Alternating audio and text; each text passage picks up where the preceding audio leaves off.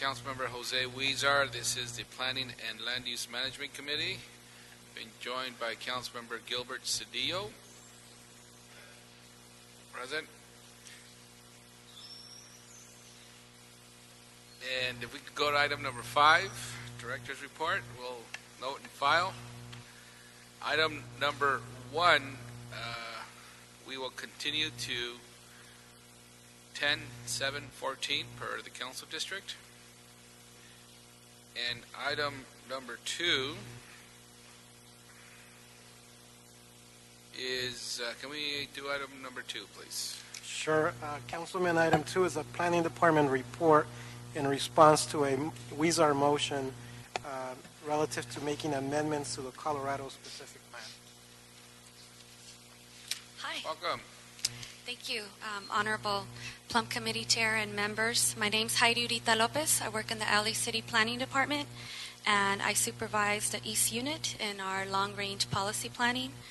About a few weeks ago, our planning department was asked to report back on the feasibility of amending the hours of operation in the Colorado Boulevard specific plan. Our staff actually attended a big town hall that was organized by the local neighborhood council along with the Eagle Rock Association and other surrounding organizations. And just wanted to commend Council District 14 staff for doing a wonderful job. We had about 80 to 90 people in attendance, and after that meeting, the planning department staff saw firsthand that there is consensus around amending the hours of operation. And more specifically, I think there's consensus to actually eliminating that limitation in Section 6 of the Colorado Boulevard specific plan. So we actually provided a one-page letter just to give you a general glimpse of the steps and timeline. If we get the green light today, our planning department is happy to move forward with this, and we would go about it by way of a specific plan amendment, and we would just go through the regular technical procedures of having a hearing notice issued to everybody living within 500 feet of the area. We would have a hearing officer hearing, a report. We would go to commission. If there's no opposition, then obviously we would come here to Plum and then go to council. We anticipate that there will be a categorical exemption from CEQA, and we're thinking that if there's no opposition and if this is the only thing we're focusing on in the specific plan, it would take us around 6 to 7 months. Planning staff is happy to answer any further questions. Thank you. Thank you very much, and thank you for your work on this. And there's been a lot of interest on making these changes in the Eagle Rock community. The Terra, the Neighborhood Council, the Chamber, and the Design Review Board are supportive of this change. I read in the report that it will take between 6 and 8 months to complete. Is that? Yeah, we're thinking anywhere from 6 to 7 months. It could be sooner, especially if there's no opposition. And we see that there's a lot of consensus around this, and your staff has been very helpful in doing the outreach and all that. So if we could still count on that support, we could get it done maybe even closer to 6 months. Yeah. And it's really what it comes down to, changing one line in the code. Is there any way we could expedite that for that timeline? I can check back with my senior and the rest of my staff to see if what expediting could occur. What does help is the fact that it's just one issue, and we could definitely check into that. Okay. So with that, if I could give the instruction as part of the report back, given the immense interest from the constituents, I'd like to ask staff to amend the Colorado Boulevard specific plan to strike item 6B.H in the prohibition of businesses operating between 9 p.m. and 7 a.m. And then we'll send this to council. Okay. And hopefully we could talk with my staff and your staff and see if we could cut this time down. Definitely. Okay. In terms of just striking that one line and coming back for approval. Great. Thank you. Thank you. So we'll send that to full council. So ordered. Next item. Councilman, item 3 is a motion Huizar Fuentes, and it's instructing planning and the Economic and Workforce Development Department to report back on the establishment of a biomedical technology corridor in El Sereno, and along the Adelante East Side redevelopment project area. Okay, well, we'd like to refer this to staff, and just to talk a little bit about it, I'm quite excited about this motion to develop a long-term strategy to attract, retain a vibrant biomedical technology sector on the city's east side. This has been talked about for some time. Previously, the CRA proposed a plan that would allow for the comprehensive site planning for this area. It is home to a leading research facilities run by two universities, USC and Cal State LA. Additionally, the USC County Medical Center Master Plan aims to expand the campus into a community-accessible hub, integrating local business opportunities, education and research facilities, wellness programming, and healthcare. And the existing cluster of bioscience research, education, and wellness facilities in the area represent a strong but growing sector of Los Angeles economy. And nearby are large sections of underused, historically industrial parcels of land that are suitable for redevelopment, and due to their proximity to these medical facilities present tremendous opportunities. The co-location of these assets provides a competitive advantage over other cities, and I believe that the City of LA should respond to this by creating land use and economic development initiatives to further investment interests. I believe this is the foundation on which our other investments can occur, and I understand that the county is putting in some seed money to attract small biomedical startup companies on the area that will complement what we're talking about here. We're talking about a comprehensive, holistic approach to this. And in fact, we need to think bigger and more holistically about the future of this corridor in the long term. We need to make sure any one-time investment isn't just a flash in the pan. We want to make sure we have lasting structure in place so that when a startup wants to take on an idea to make it market scale, that is able to stay in Los Angeles and succeed. We have a very successful clean tech incubator in the industrial section of our city in downtown. But unfortunately, a lot of the new startups start up there, move on to other cities, and we do not recoup that investment. And this conversation needs constituent oversight. We have a number of local communities, homeowners, business operators, and landlords who have called this community home for a very long time. And so I'd like to add an instruction as part of the report back for staff to reach out to these specific groups for their input, and they include the LA 32 Neighborhood Council, University Village Neighborhood Watch, the Hillside Village Neighborhood Watch, the Concerned Neighbors of El Sereno, Cal State LA, USC Grifols, and the El Sereno Chamber of Commerce. All right, so we need to refer this to staff and send to council with the approval of my colleague, Mr. Cedillo. Thank you very much, and no objections by Mr. Cedillo. In fact, he enthusiastically seconds this.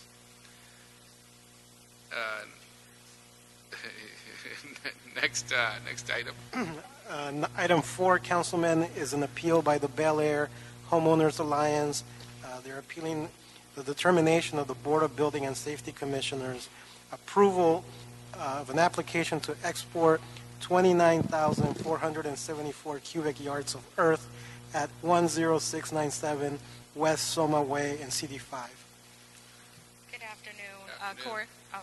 Cora Johnson, Board Secretary for the Building and Safety Commissioners. We did hold a public hearing on August 26, 2014 for 10697 West Soma Way. Originally, it was scheduled for July 15th, but it was continued until the August 26th date. An application was for an export of 29,474 cubic yards. There was an MND prepared and approved by City Planning on July 2nd, 2014. The project description properly addressed the export of 29,474 cubic yards. 3 commissioners were present and unanimously voted to adopt the MND and approve the haul route with the following conditions. One was to revise the hauling hours. They reduced those hours. To add 2 additional flag persons for a total of 5. They provided identification placards in the hauling trucks, and they added a condition as to no crossing of 2 hauling trucks while in the Bel Air neighborhood.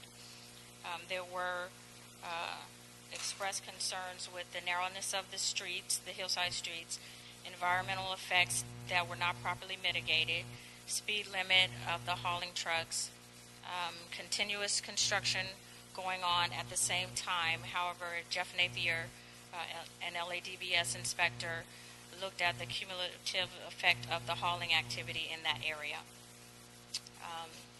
That was pretty much what took place at the hearing. If you have any questions. Now, we'll go to the appellant at this time. Thank you very much for your report. Richard Zeilinga? Yes. 5 minutes? Yes. Each, the appellant and the applicant have 5 minutes. Good afternoon, Mr. Chairman, Councilmember Cedillo. It's a pleasure to be with you again.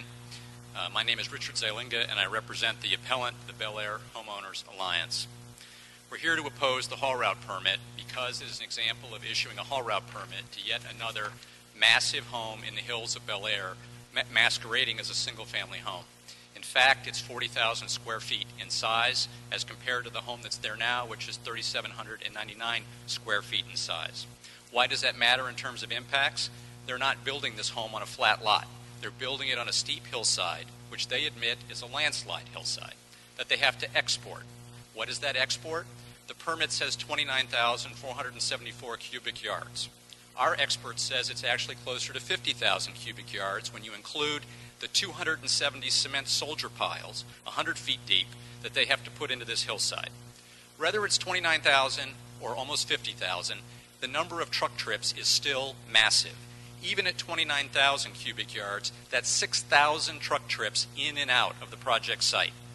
Where you already have narrow, failing streets, as our experts say, that's too many, even if it was one truck at a time, as they claim in their mitigation measures. Beverly Hills, for purposes of comparison, adopted a 3,000 cubic yard limit per lot on their hillside lots for export.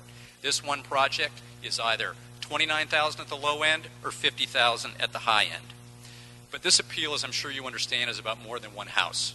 It's about the residents of Bel Air getting fed up with the number of these projects that have been approved in the hillsides and saying enough.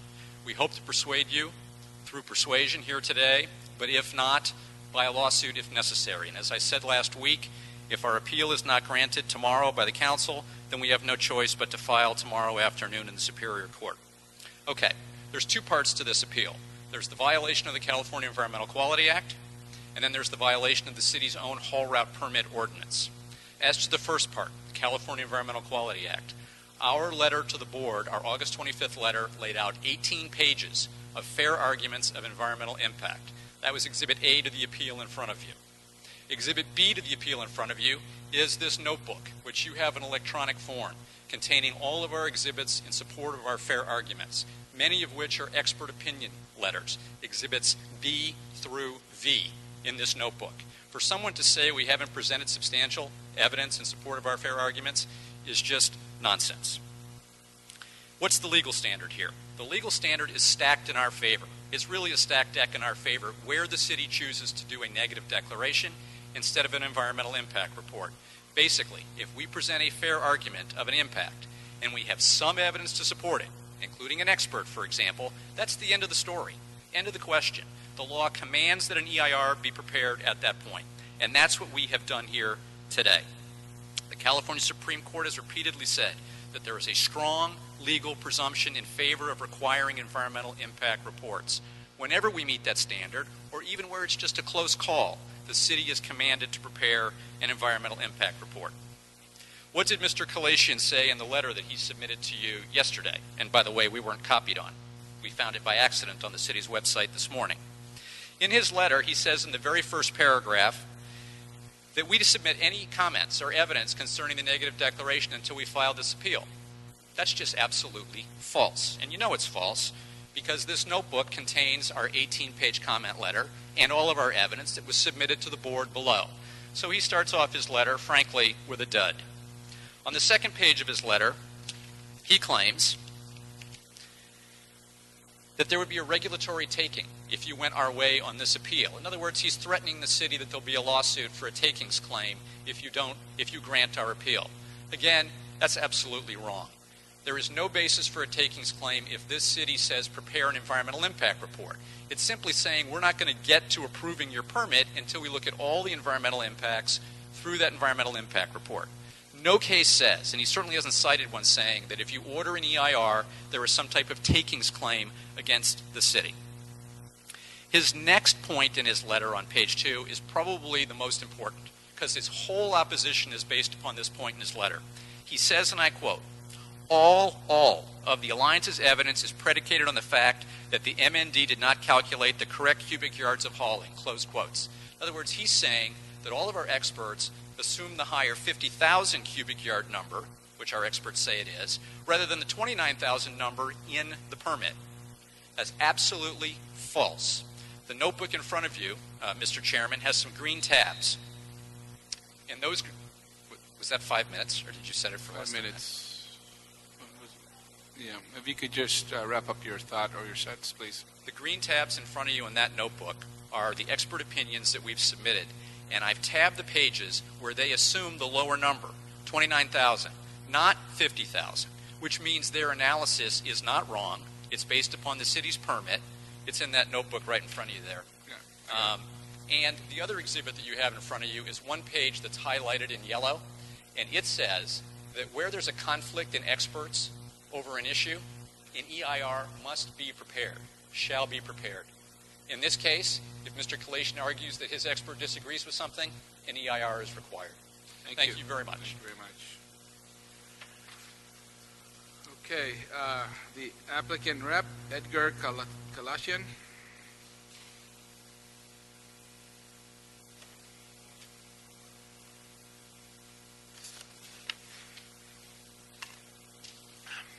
Council members, Edgar Kaladian with Mayor Brown representing the applicant. Thank you for your time today. On August 26, 2014, after a thorough public hearing, the Board of Building and Safety Commissioners approved a HARAP permit authorizing the removal of 29,000 plus yards of dirt from the applicant's property. The Alliance's request that the city prepare an EIR for a HARAP permit is not legally supportable and is without merit. We respectfully request that you uphold the board's approval. The facts are simple. The applicant has proposed to build a single-family house on his property that complies with the city's municipal code, including the Planning and Zoning Code and the Baseline Hillside Ordinance, and the city's building code. The applicant has not requested a single deviation or variance from the city's rules and regulations. The only discretionary approval is a HARAP permit. To that end, the applicant has voluntarily agreed to limit the hauling between the hours of 9 a.m. and 3 p.m. to avoid peak hour traffic period, no hauling on weekends and holidays, to limit the number of haul trucks on public streets in Bel Air to 1. That means there will only be one haul truck in Bel Air at a time. When the truck leaves, another truck enters Bel Air. You don't have impacts.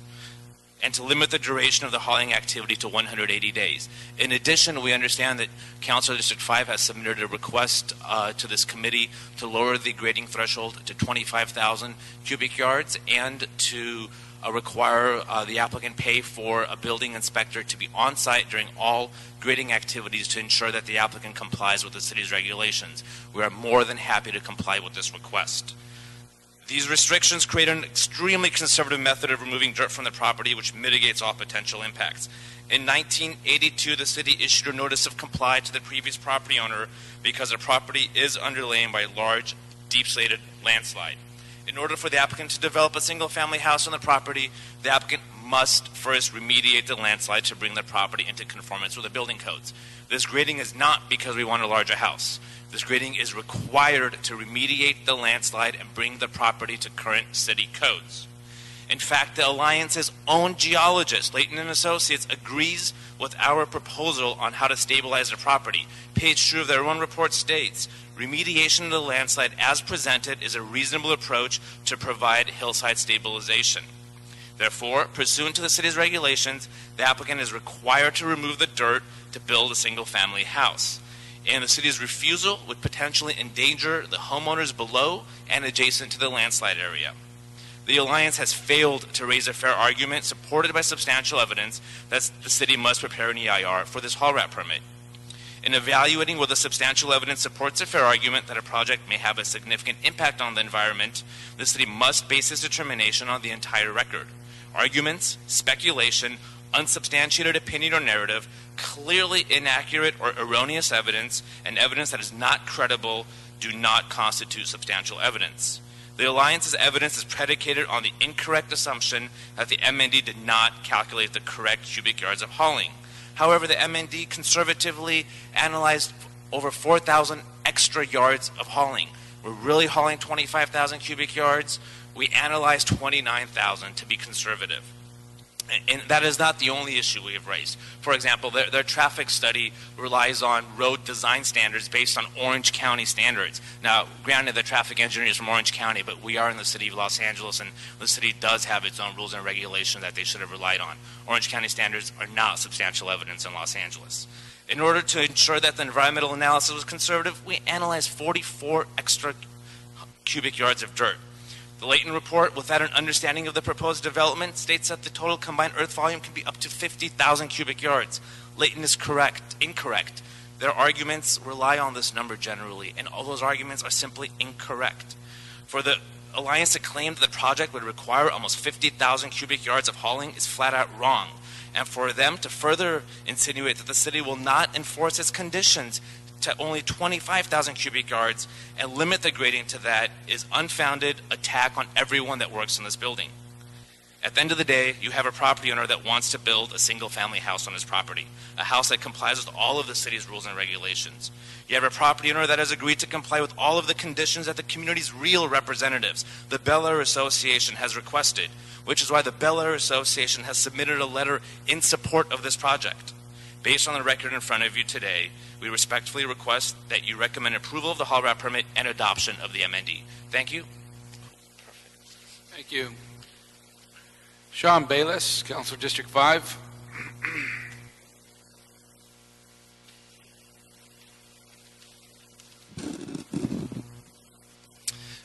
Good afternoon, everyone. Sean Bayless from Councilmember Paul Corrett's office. Just very briefly, for the last year, we've seen a tremendous escalation in the amount of development in Bel Air and our hillsides. But beyond just the number of projects, the size of those projects continue to grow and grow. We have, in our office, continued to try to deal with these projects, the size, scope, and scale of them. We are currently doing that through motion, administrative remedies, and proposals for new ordinances. But in the meantime, we've got to deal with what's coming before us now. The project before us now is in the hillsides. The hillsides can be precarious. So we ask that the Building and Safety Commission make some pretty stringent conditions. We limited the hours. We also went as far as I think anyone has ever gone, and that is not allowing two trucks to pass each other. That quite literally means one truck in Bel Air at a time. But beyond that, I've passed out a very, very brief handout requesting two additional things, and they were already brought up. But one, the applicant has made the claim that they only need to haul 25,071 cubic yards of dirt. We'd like to hold them to that.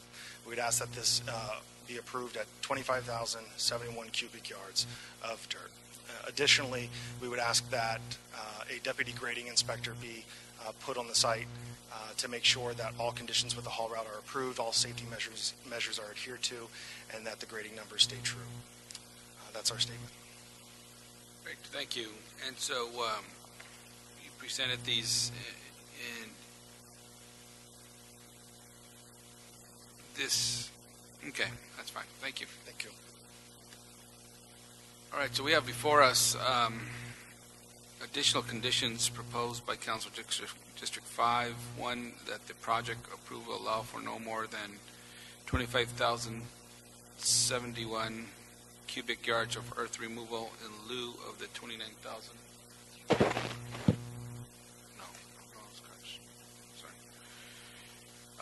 In lieu of the 29,474 cubic yards requested by the applicant.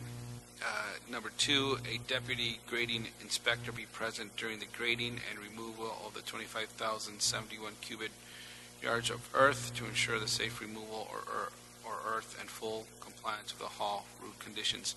Now, the deputy grading inspector, who would pay for that? Is that through the action?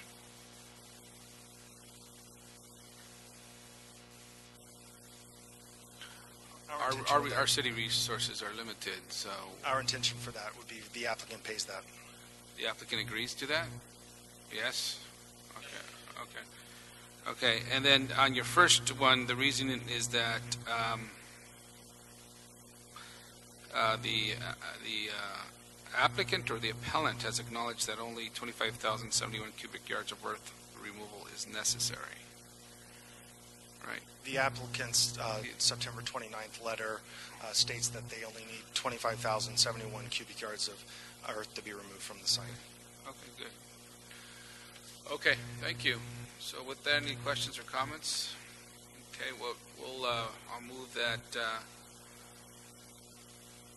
we deny the appeal and include as additional conditions items 1 and 2 as proposed in the written submittal by Council of District 5 and include those in the actual application, however you see fit or as an amendment. Thank you. Concurrence by Mr. Cedillo, second. No objections, so ordered. Thank you. Next item. Public comment, Council. There are no public comment cards. Meeting is adjourned.